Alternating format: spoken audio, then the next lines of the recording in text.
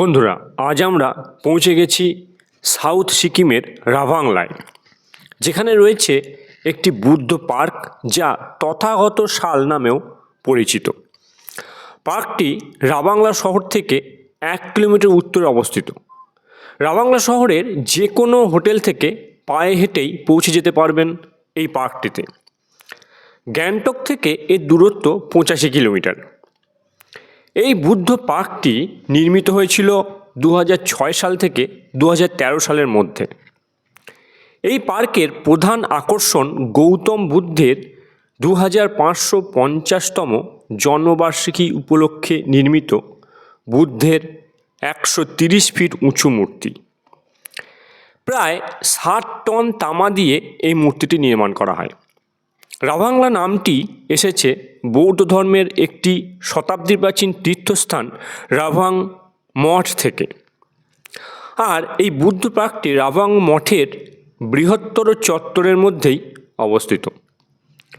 সিকিম সরকার ও জনগণের যৌথ প্রচেষ্টার মাধ্যমে নির্মিত ও স্থাপন করা গৌতম বুদ্ধের এই বিশাল মূর্তিটি 2013 সালের 25শে মার্চ 14তম দলাই লামা দ্বারা পবিত্র করা হয়েছিল। এই বুদ্ধ পার্ক নির্মাণের মূল উদ্দেশ্য ছিল এই অঞ্চলে তীর্থযাত্রা ও পর্যটনকে উৎসাহিত করা। মূর্তিটির এই বিশাল উচ্চতার জন্য দক্ষিণ পশ্চিম সিকিমের সমস্ত দিক থেকে এবং পশ্চিম সিকিমেরও কিছু অংশ থেকে মূর্তিটিকে সুস্পষ্টভাবে দেখা যায়। সূর্যের সোনালি রোদ যখন মূর্তিটির উপর পড়ে, তখন গৌতম বুদ্ধের এক নয়নাভিরাম রূপ পর্যটকদের মুগ্ধ করে। চারিদিক থেকে রাজকীয় হিমালয় পর্বতমালা দ্বারা বেষ্টিত এই পার্কটিতে বুদ্ধ মূর্তি ছাড়াও রয়েছে গৌতম বুদ্ধের জীবনের গল্প চিত্রিত একটি জাদুঘর এবং পর্যটক ও ভিক্ষুদের জন্য একটি উন্মুক্ত ধ্যানক্ষেত্র। চারিদিক পাহাড়ে ঘেরা সবুজের সমারোহের মধ্যে অবস্থিত গৌতম বুদ্ধের এই সোনালি রূপ সত্যি মনকে মুগ্ধ করে।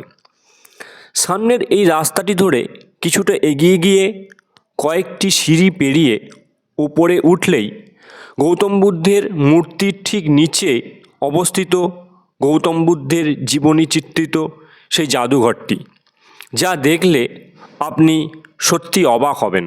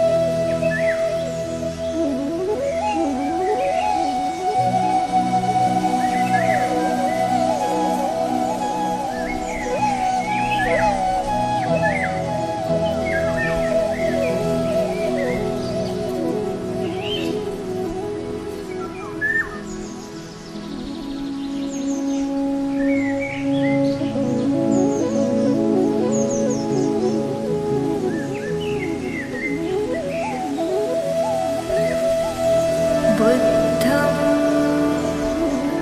शरणं गच्छामि,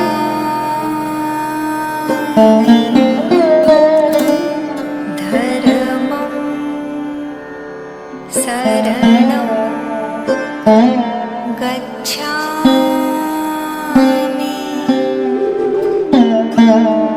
संघं शरणं गच्छामि।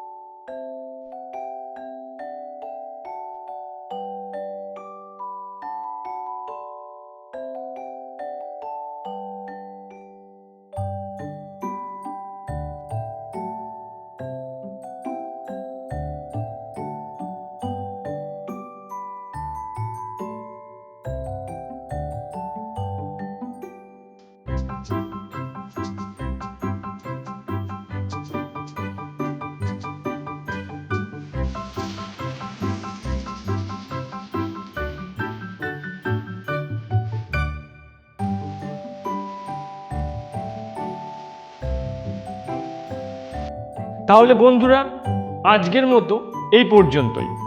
আবার দেখা হবে অন্য কোনো ভিডিওতে, অন্য কোনো বিষয় নিয়ে। নমস্কার।